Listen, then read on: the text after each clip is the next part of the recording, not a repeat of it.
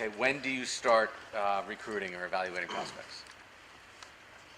We're probably a year behind the women when they start. But look, sophomore year, junior year is when the process begins to get accelerated. We like to wait as long as we possibly can because the maturation process of a lot of the boys changes significantly between their sophomore and junior year, physically and otherwise. And so while we might get a peek at them in their sophomore year, for the most part, the junior year is when we really kind of get after it. And so right now we're vigorously evaluating 2014s. My guess is Ray's probably already on 2015s. But he'll talk about why that is on the women's side. On the men's side, we have some time. Typically, most of our scholarship offers will come out in the spring of their junior year, where we make those offers to them. And we will get the academic information. Our admissions will sign off on their transcripts. They still have to go through the application process, but for our top kids that are coming in, they'll know junior year, of their junior year, the spring.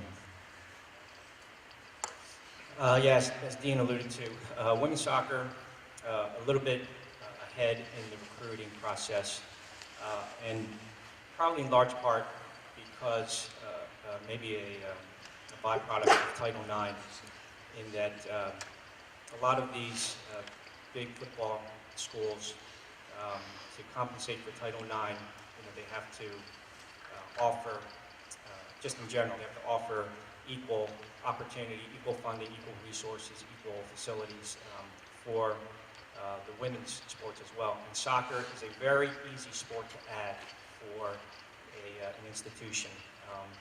We play the same field dimensions, same equipment, a lot of similarities. You don't have to build a separate dimension field or separate markings. So soccer was a very easy add on the women's side. Because of that, if you think about that, football, I'm sorry, is it 85 scholarships now, Dean? That football is allowed 85 scholarships when they're in 4 years. And they have to, again, not exactly, but they would, in this example, they would need to offer 85 scholarships on the women's side. So there's more opportunity there. In the funding, if you're funding football program, you're going to have to compensate with that on the women's side. If you've got, I don't even know how many coaches football has, but if you say you have 12 coaches on that side, you've got to offer 12 coaches on the women's side somewhere. So most of these programs at the major football schools, women's soccer programs are fully funded, fully staffed, and because they're fully staffed, they're getting through the recruiting classes quicker, and once they're done that, they're moving on. So to give an example, we read where a 2016 graduate had given her verbal commitment to a school already.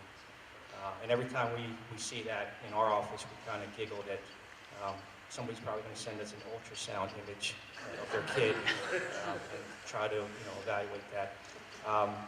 That is, that does occur on the women's side. For us at Drexel, and I'm sure for many other mid-majors,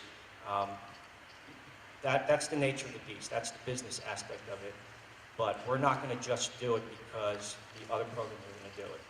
We're going to do it if it fits for our program.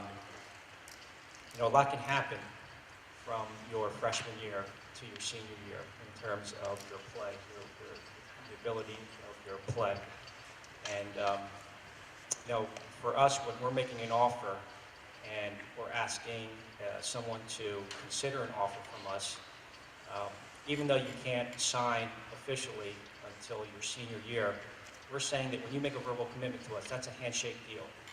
And although you could walk away and we could walk away, we're not going to do that.